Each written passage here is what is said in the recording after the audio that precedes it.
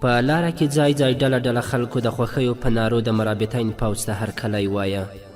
د معتمد زامنو او د سلطنت لویو چارواکو په هر پړاو کې دوی ته ښه راغلاست ویل. کوم وخت چې دغه پوځ د اشبیلیې مخې ته راښکاره شو نو په زرګونو ښځې، نارینه او ماشومان له ښاره بهر د دوی په انتظار ولاړ وو. معتمد او د ده وزیرانو هم له ښاره بهر د پوځ هرکلی وکړ. د امیر یوسف د استوګنې لپاره یې د اشبیلیې شاهي ماڼۍ په ځانګړي ډول سینګار کړې وه، خو ده له پوځ سره له ښاره بهر په یوه میدان کې واړول. الفانسو په هغه ورځو کې سرقسته کلابنده کړې وه. امیر یوسف د ده په نوم دغه لیک ور واستاوه: ما اورېدلی دي چې تا د اندلس له نیولو وروسته د افریقا د نیولو اراده درلوده. ما هلته ستا د راتلو انتظار ونه کړای شو. اوس په خپله اندلس ته راغلم. ستا لپاره یوازې 3 لارې دي. اسلام ومنه چې بیا به زموږ ورور وې. که د دا خوښه نه وي نو باج به راکوې. که د دا هم خوښه نه وي نو د جګړې لپاره چمتو شه. الفانسو د ځواک په نشه مست و. هغه د دې لیک په ځواب کې ولیکل چې ته د خپل مرګ لپاره دلته راغلی یې. اندلس زما دی او د دنیا هیڅ ځواک یې نشي رانه اخیستی. که ستا سرتیري له ژوند نه بیزار نه وي نو اوس هم وخت دی چې بیرته خپل هیواد ته ستانه شئ. په دې لیک کې الفانسو د امیر معتمد په باب هم ډیر بد الفاظ کارولي وو چې کله دغه بېادبانه لیک د امیر یوسف په دربار کې ولوستل شو نو د اشبیلیې شاعران، ادیبان او لیکوالان چې په دې مجلس کې وو نو په غوسه شول. د معتمد په غوښتنه امیر یوسف دوی د دې لیک په مناسب ځواب لیکلو وګمارل. سبا ته کاتب د امیر یوسف په مخ کې د کاغذونو یوه دوسیه کېښوده. امیر یوسف وویل: دا څه شی دی؟ کاتب ځواب ورکړ: عالی جنابه، د اشبیلیې مشهورو لیکوالانو د الفانسو د بېادبانه لیک ځواب لیکلی دی. تاسو یې وګورئ چې کوم ځواب مو پکې خوښ شو هغه به ور واستوئ. که ستاسو اجازه وي درته ویې لولم. امیر یوسف په غوسه او اندېښنه د مجلس حاضرو کسانو ته کتل.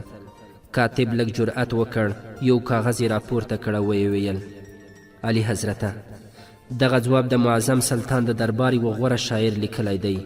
مطلع یې عرض ده. امیر یوسف وویل: د الفانسو د لیک ځواب یې په شعر لیکلی دی؟ هو جنابه، دغه نومیالي شاعر 300 بیته لیکلي وو. ما یې 180 شعرونه ترې لرې کړي دي. یو شاعر جګ شو ویې ویل: والا حضرته، که ستاسو اجازه وي نو زه خپل کلام په خپله تاسو ته واوروم. او د امیر یوسف ځواب ته له انتظار پرته یې د کاتب له لاسه کاغذ واخیست او په مترنم غږ یې خپل کلام واوراوه. په لومړیو څو شعرونو کې په فصیحو او بلیغو کنځلو امیر یوسف ونه پوهېده، خو چې کله شاعر په څرګندو ټکیو خپل احساسات ښکاره کړل نو امیر یوسف خپل لاس اوچت کړ او ویې ویل: بس نور نه غواړم واورم. شاعر مایوسه کېناست او کاتب بل کاغذ راپورته کړ. ویې ویل: جنابه، دغه ځواب د شاهي دربار 8 تنو مشهورو ادیبانو یو له بل سره په ګډه مشوره لیکلی دی. معظم سلطان په خپلو لاسونو هغه اصلاح کړی دی. ستاسو به خامخا خوښ شي. کاتب چې څو کرښې ولوستلې د امیر یوسف د زغم کاسه ډکه شوه او نور کاغذونه یې یوه لور ته وغورځول. ویې ویل: په دنیا کې تر اوسه رنګ او کاغذ هیچا داسې بې ځایه نه دی کارولی. تاسو په دنیا کې د ژوند حق نه لرئ. دښمن تورې تیروي او تاسو د الفاظو غیشي راټولوئ. د الفانسو خط چیرته دی؟ کاتب د الفانسو لیک ور وړاندې کړ. د افریقا غازي پر خپل قلم د هغو پر یوه کونج ولیکل چې څه پېښېدونکي دي ته به یې په خپله ووینې.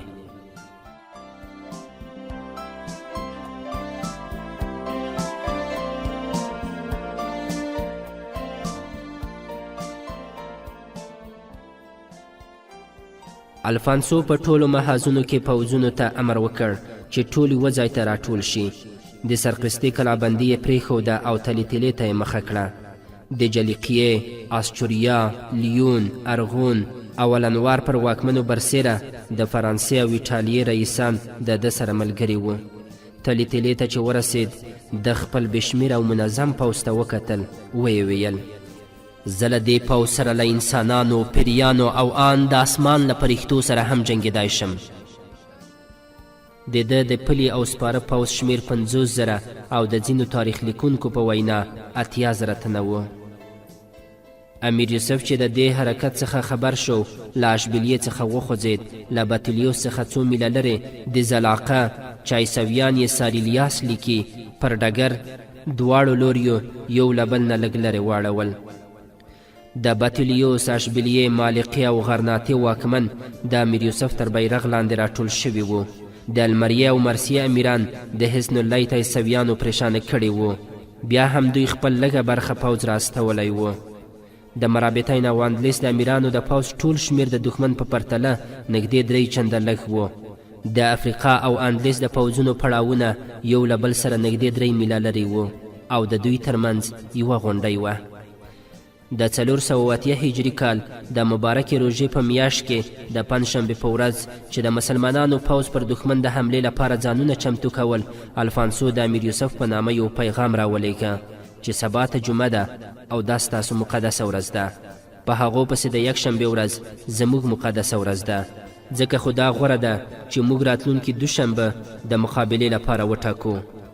امیر یوسف د دښمن دغه غوښتنه ومنله، خو معتمد احوال ورکړ چې دښمن به خامخا دوکه کوي، ځکه خو باید ورته بیدار و. د امیر یوسف پوځ د جمعې په لمانځه ولاړ و چې الفانسو ناڅاپه د غونډۍ له بل لوري نه د اندلیس د پوځ پر پړاو یرغل وکړ. معتمد پخوا د اندلیس سرتیري پوهولی و، خو دغه حمله دومره تونده وه چې د دوی پښې یې ولړزولې او د اندلیس زیاتره پوځ د بطلیوس په لور په شا ولاړ. د امیرانو په ډله کې یوازې معتمد له میدان څخه تېښته ونه کړه. د اشبیلیې سرتیریو چې د خپل امیر میړانه ولیده، غیرت یې په جوش راغی او هغوی هم په کلکه ودرېدل. د اندلیس د پوځ د تیتو پرکو ډلګیو د له منځه وړو لپاره الفانسو د النوار پوځ کاپي وباله. په خپله له سپرو سره د غونډۍ له شا څخه د امیر یوسف د پوځ په ښي او کیڼ لور حمله وکړه. په دې موده کې د مرابطین پوځ د تیارېدو وخت موندلی و، خو دغه برید دومره زورور و چې د مرابطین پوځ شاته ولاړ. چې مسلمانان یې په شاته تګ ولیدل، د عیسویانو حوصلې لوړې شوې. د لیون او فرانسې د سپرو ډلو د مرابطین د پوځ کیڼ اړخ تیت او پرک کړ او ځانونه یې د لښکر زړه ته ورسول. عیسویان پر خپل بري ډاډه شوي وو. د غونډۍ په بل اړخ کې د اشبیلیې خلک د مایوسۍ په حالت کې جنګېدل. د انوار سرتیرو دوی ته ویل ستاسو ملګري له میدان څخه وتښتېدل، وسلې وغورځوئ، ځان وژل مو ګټه نه لري. په دغه مایوسوونکي حالت کې هم د اسلام پر بري د یوه تن بشپړ باور و او دغه کس امیر یوسف و. هغه په ډاډه زړه خپل یوه جنرال ته ویل سیره، دغه جګړه به زما له اټکل څخه مخکې پای ته ورسیږي. پوځ ته د وړاندې تلو قمانده ورکړه. ساعت ته ووایه چې خپل پوځي کنډکونه یې د اندلیس د سرتیرو مرستې ته ورسره بوځي. موږ به د غونډۍ په بل اړخ کې سره یو ځای کیږو. امیر یوسف دا وویل. د لښکر شاته یې ځان ورساوه او د خوندي ډلګیو څخه یې 15,000 سپاره له ځان سره ملګري کړل او په یوه لور ووت. له یوې اوږدې دورې وهلو د نصراني پوځ د پړاو شاته راووتل. بربري سپرو د سترګو په رپ کې د پړاو ساتونکي له تیغ تیر کړل. خیمو او ازوخې ته یې اور واچاوه. تر دې وروسته یې بیرته د جګړې میدان ته مخه کړه او بیا یې یوه بله دوره ووهله. د دښمن د پوځ پر ښي اړخ یې حمله وکړه. په دې ځنډ کې سعد بن عبدالمنعم د اندلیس د پوځ مرستې ته ورسېدلی و او د هغه افریقایي سرتیریو د اشبیلیې پر پوځ د النوار د سرتیریو د بریدونو مخه نیوله. ناڅاپه ښي لوري ته 500 تنه 2 ډلې سپاره راښکاره شول. هغوی د تکبیر نارې وهلې او پر دښمن یې حمله راوړه. د سپرو یوه بله ډله له کیڼ لوري څخه راښکاره شوه. هغوی هم بې له ځنډه پر دښمن برید وکړ. دغه تازه دمه سرتیري د المریې، مرسیې، غرناطې او الفجار د غرنیو سیمو مجاهدین وو. سعد چې د دوی سالار ولید ویې پیژانده او خپل آس یې د هغه څنګ ته ورنږدې کړ. ورته ویې ویل پلار جانه، په دې عمر کې تا ته د دې اړتیا نه وه چې د جګړې میدان ته راشې. عبدالمنعم په مسکا وویل زه تر اوسه بوډا شوی نه یم زویه. د همدغې ورځې په هیله مې د جیل تیارې او هیبتناکې شپې تېرې کړې. ناڅاپه د سعد سترګې یوه لوري ته واوښتې. احمد له یوه زغره اغوستونکي نصراني سره زور واهه. د ده توره د هغه په درنه زغره بې اغېزې وه. یو سپور نیزه په لاس کې د احمد په لور ورغی. سعد ناڅاپه خپل آس پونده کړ. حمله کوونکی یې د نیزې په ګوزار را وغورځاوه، خو هغه چې وغورځېد پر احمد یې حمله وروړه. د احمد توره اوس په یوه وخت کې له 2 تورو سره په ټکر کې وه. هغه یو تن وواژه، خو د 2هم تن په درانه خول یې توره ماته شوه. سعد په دې ځنډ کې د یوه بل سپاره له وژلو وروسته احمد ته پام شو. هغه په تش لاس یوې او بلې خواته د خپل دښمن له ګزارونو څخه د ځان ژغورلو هڅه کوله. سعد له شانه آس ور وړاندې کړ، هغه یې په نیزه ووهه او پړ مخ یې وغورځاوه. احمد په منډه ورغی، توره یې ترې واخیسته. سعد وویل: ای شاعره، له تا نه خو سم سرتیری جوړ شوی، آس دې چیرته دی؟ ورور جانه، هغه ټپي شوی دی. سعد وویل: هلته ګوره، ستا لپاره آس را روان دی. یوه نصراني سپاره 2 ګامه لرې له یوه افریقایي سره مقابله کوله. سعد خپل آس وځغلاوه، د هغه په پښتیو یې د نیزې ګوزار وکړ او احمد په منډه ورغی، د هغه آس یې تر جلب ونیو. سپور یې ترې ټیل واهه او ده په خپله پښه پرې واړوله. سعد په خندا ورته وویل: آس دې خوښ شو؟ د ورور سوغات به مې ولې نه خوښیږي؟ حسن هم راغلی دی؟ حسن، پلارجان، ادریس او الماس ټول راغلی دي. حسن د الفانسو په لټون پسې دی. سعد وویل: ته دې ملګریو ته ووایه چې د دښمن له مخې نه لرې شي، موږ غواړو چې وړاندې راشي او موږ یې راګیر کړو. په دې ډګر یې چې د جګړې وضع بدله ولیده، د الفانسو 2 نورې پوځي ډلې هم د النوار د مرستې لپاره راغلې. خو اوس د اندلیس سرتیري تر پخوا زیات ډاډه جنګېدل. معتمد سره له دې چې ټپي ټپي و، بیا هم د یوه زمري په څېر غړمبېده. د اندلیس هغه پوځ چې لږ وړاندې یې ډګر پرېښی و او وتښتېدل، بیرته را وګرځېدل او د اشبیلیې سره اوږه په اوږه جنګېدل.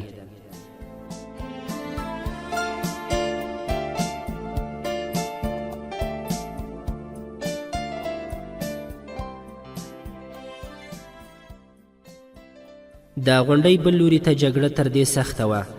د الفانسو پر دې باور و چې که د امیر یوسف د پوځ پښې وښویېدلې نو دی به نه یوازې په جګړه کې بریالی شي، بلکې د روم د سمندرګي تر څنډو پورې به بیا څوک نه وي چې د ده مخې ته ودرېږي. د افریقې پوځ په اندلیس کې د مسلمانانو وروستۍ تکیه ده او د دې تکیې له لوېدو سره به د دوی دفاعي ځواک د تل لپاره له منځه ولاړ شي، ځکه یې خپل زیات پوځونه همدې محاذ ته راټول کړل. دی پر خپلو لومړیو بریاوو خوښ و، خو چې په خپل پړاو کې د اور لمبې ولیدې او بیا امیر یوسف د ده د کیڼ اړخ پوځي ډلې تار و مار کړې او د دوی د پوځ تر تل پورې راورسېد، نو وپوهېده چې بری دومره اسانه نه دی لکه ده چې ګڼلی و. ناڅاپه سیر بن ابوبکر د خپل پوځ له زړه نه د بربریانو 2 ډلې ورسره واخیستې او د دښمن پر ښي اړخ یې برید وکړو. په کیڼ اړخ کې د فرانسې پوځونه د اوسپنیز دیوال په څیر درېدلي وو، خو د برېښنا په څیر ګړندیو بربریانو مخې ته ټینګ نه شول. سیر بن ابوبکر د دوی لیکې وځپلې او له امیر یوسف سره یو ځای شو. په دې ځنډ کې یوه بل بربري جنرال د شا ډلې پر 2 برخو وویشلې او وړاندې راغی. هغو دښمن له ښي او کیڼ لوري را ایسار کړ. عیسویانو چې د جګړې بڼه بدله ولیده، ځوابي برید یې وکړ او مرابطین یو ځل بیا په دفاع شاته تلو ته اړ شول. خو ناڅاپه د الفانسو پوځونه له یوې بلې پریشانۍ سره مخ شول. د غونډۍ په بل اړخ د النوار پوځ د اندلیسیانو له لاسه ماته وخوړه او وتښتېدل او سعد له هغه محاذه راوزګار شو. له تورپوستو سپرو سره د قسطلې د پوځ پر شا لوري برید وکړ. اوس د الفانسو پوځ له 4 لوریو کلابند شوی و او د اندلیس منظم پوځ او د خپل خوښې مجاهدین هم له مرابطین سره یو ځای شول. لمر لوېدو ته نږدې چې د عیسویانو په پوځ کې ګډوډي راغله، د مرابطین په پوځ کې د نغارو غږونه اوچت شول او د نغارو له غږ سره افریقایي پوځ په یوه نوې ولوله او احساس له 4 لوریو بریدونه پیل کړل. عیسوي پوځیانو له شانه د تورپوستو سپرو کلابندي ماته کړه او شاته وتښتېدل. کوم نیم میل چې شاته ولاړل، بیا یې د پښو ټینګولو او حملو هڅه وکړه، خو د افریقا ګړندیو سپرو دوی ته د بیا سکونو تړلو وخت ورنه کړ. امیر المرابطین چیغې کړې: اوس د وروستي ګزار وخت را رسېدلی دی. او د سترګو په رپ کې د ده دا پیغام د پوځ هر سپایي ته ورسول شو: نغارې بیا وغږول شوې او مرابطین د توپان په څیر پر دښمن ورغوټه شول. دښمن وتښتېد او د الفانسو نیمایي پوځ اوس هم له ده سره و. خو دغه خلک د دښتو د اوسیدونکو د جګړې په چلونو نه پوهېدل. امیر یوسف له سره خپل پوځونه منظم کړل. پلي پوځیان یوې خواته ټول شول او سپاره په 3 ډلو وویشل شول او په دښمن پسې شول. ښي لوري ته پر دښمن پسې د سپرو د ډلې قومانده د سیر بن ابوبکر په لاس کې وه. کیڼ لوري ته یو بربري جنرال و او د دوی دواړو په منځ کې امیر یوسف بن تاشفین د خپلو توپاني ډلو لارښوونه کوله. دې پوځ په یوه نیمه دایره کې دښمن پسې اخیستی و. ښي او کیڼ لوري سپرو به دښمن راګیراوه او له شانه ورپسې را روانو به تر تیغ تېرول. الفانسو وپوهېده چې د دښتو د اوسیدونکو اصلي جګړه اوس پیل شوه. د هغوی پلي پوځونه شاته پاتې شول او دوی ته نور د خپل پای په باب هیڅ شک پاتې نه شو. د ده په سپرو پسې داسې سپاره راخوشي وو چې آسونه یې د دوی تر آسونو ګړندي وو. عیسویانو څو ځلې هڅه وکړه چې د هغوی له ګیره ځانونه وباسي او په یوه او بله سره تیت او پرک شي، خو پر دې بریالي نه شول. بربري او تورپوستو سپرو هغوی هر ځل دې ته اړ کول چې همدغسې سیده ولاړ شي. د افریقا د مجاهدینو په څیر د هغوی آسونه هم نستومن او تکړه وو. د هغوی د ګړندیتوب یو سبب دا هم و چې بربریان د درنو زغرو او خلونو له اغوستلو سره عادت نه وو. د دې پر خلاف د الفانسو زیاتره سپاره له سره تر پښو په درنو اوسپنو پوښلي وو او آسونه یې د دوی د درنو وسلو او زغرو له بوج او کرۍ ورځې ځغاستې نه له پښو لوېدل او ګام پر ګام مړه کېدل. لمر ولوېد. غازیانو له خپلو کڅوړو نه خرماوې راوایستلې او پر آسونو یې هماغسې په ځغاسته کې روژې ماتې کړې او دښمن یې پسې اخیستی و. له جګړې نه مخکې الفانسو خپلو جنرالانو او متحدینو ته ویلي وو چې موږ به دښمن ته له ماتې ورکولو وروسته د سپوږمۍ په رڼا کې هغوی پسې اخلو. خو اوس د ده پاتې ملګرو سپوږمۍ د کائناتو تر ټولو د کرکې وړ شی بلله. عیسویان له ښي او کیڼ لوري نه بربریانو پر غیشو ویشتل او له شانه یې تورې ورپسې راایستلې وې او سرونه یې ترې غوڅول. تر میلونو پورې هیڅ داسې فصل، داسې ګوښه او کنده نه وه چې د عیسویانو مړي دې پکې نه وي. د یوې اوږدې منډې نه وروسته د مرابطین آسونه هم نور له پښو لوېدلي وو. خو په دې موده کې د الفانسو په زرګونو سپاره شاته پاتې وو او امیر یوسف د هغوی د له منځه وړو لپاره خپل سرتیري پرېښودل او پر مخ روان و. الفانسو له خپلو ډېرو غوره پوځي سالارانو او پوځیانو نه بې برخې شوی و.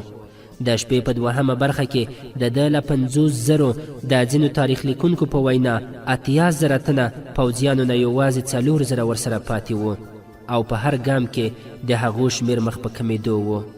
د ده وروستۍ تمه د وادي آنا سیند ته وه چې تر هغو پورې وځي نو له دې بې درمانه بلا نه به ځان وژغوري.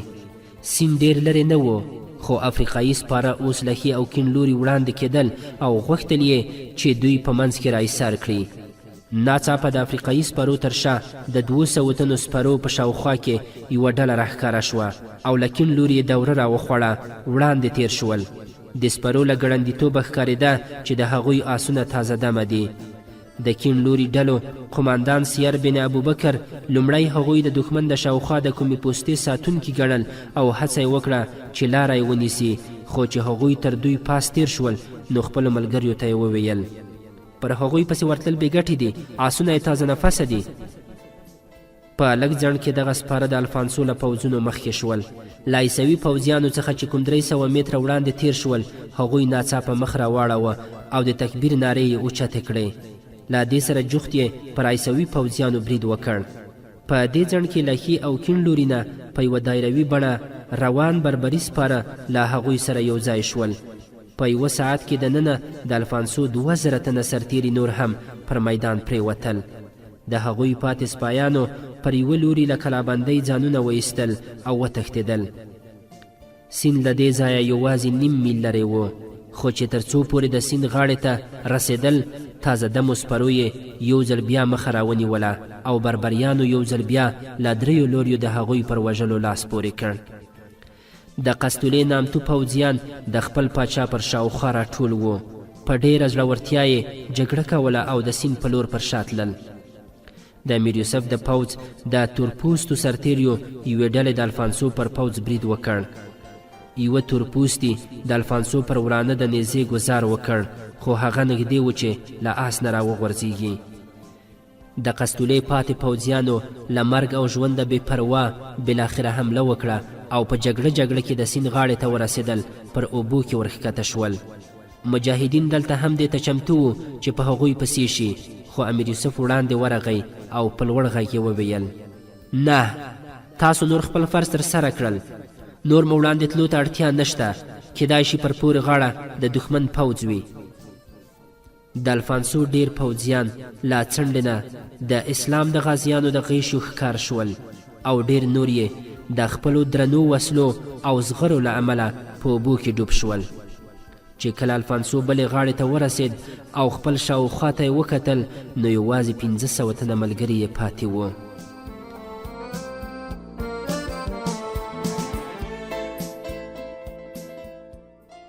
د ځینو روایتونو له مخې الفانسو په دې جګړه کې یوازې له 5 تنو سره ژوندی ووت. ځینې مورخین د زلاقې د جګړې په اړه یوه په زړه پورې پیښه بیانوي. انلیس ته د امیر یوسف د راتلو له خبر اورېدو وروسته یوه شپه الفانسو خوب ولید چې دی پر یوه داسې پیل سپور وي چې پر دواړو اړخونو کې یې سترې سترې نغارې بندې وي. پیل د تلو پر وخت دغه نغارې پر خپل خړتوم وهي چې ډېر هیبتناک غږونه ترې پورته کیږي. الفانسو له عیسوي راهبانو نه د خپل خوب د تعبیر پوښتنه وکړه، خو هغوی دی ډاډه نه کړای شو. بیا د یو یهودی د تلیتلی و مسلمان عالم ته د خوب د تعبیر لپاره ور واستاوه او دا یې ورته وویل چې دې عالم ته به نه وایي چې خوب الفانسو لیدلی. یهودی د تلیتلی د عالم خدمت ته حاضر شو او ورته ویې ویل چې ما داسې یو ویرونکی خوب لیدلی، ته یې تعبیر راته ووایه. د تلیتلی عالم په ځیر یهودي ته وکتل او ځواب یې ورکړ: دا خوب ستا نشي کیدای، دا د کوم داسې پاچا خوب دی چې ډیر زر به د اصحاب فیل په څیر له ذلت او رسوایۍ سره مخ شي.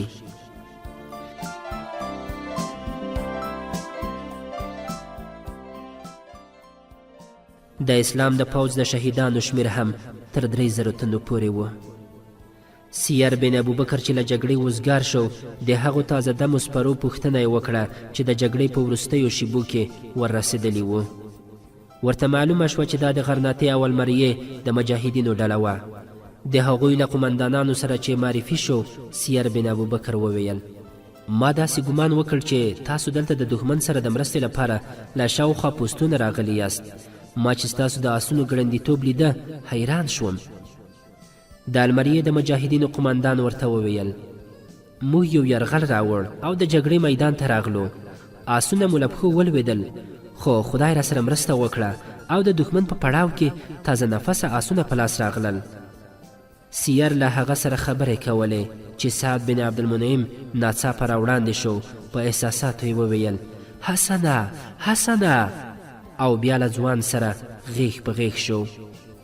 بیا یې سیر ته وویل: دا زما ورور دی. سیر هم حسن ته تاوده لاسونه ورکړل. سعد بل سالار ورته معرفي کړ: دا احمد دی، زما بل ورور. تا د معتمد او رمیکې په اړه د ده شعرونه اورېدلي دي. دا ادریس بن عبدالجبار دی، دا زما انډیوال الیاس دی، او دا الماس کاکا دی.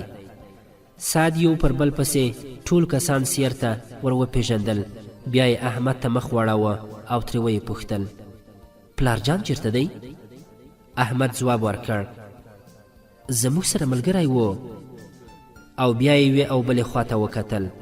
سعد له خپلو ورونو سره د خپل پلار په لټون پسې ووت او سیر بن ابوبکر هم ورسره ملګری شو. عبدالمنعم د یوه ټپي پر مټ پټۍ تړله. دوی تر لږ ځنډه د هغه شاوخوا ته ولاړ وو.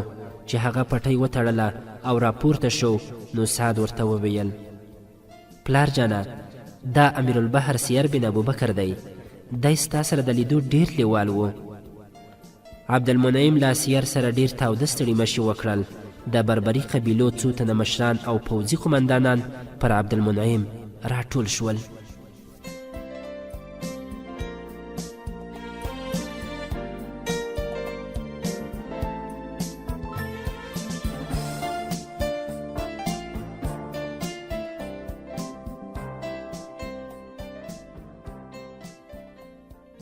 درنو دوستانو، زموږ د نن شپې ناول هم دومره و. هیله ده چې د پام وړ مو ګرځېدلی وي او د دې ناول په نورو برخو کې هم را سره ملتیا وکړئ. تر بیا پورې مو په لوی او بخښونکي خدای سپارو. هر چېرته چې یاست ښاد او بریالي اوسئ.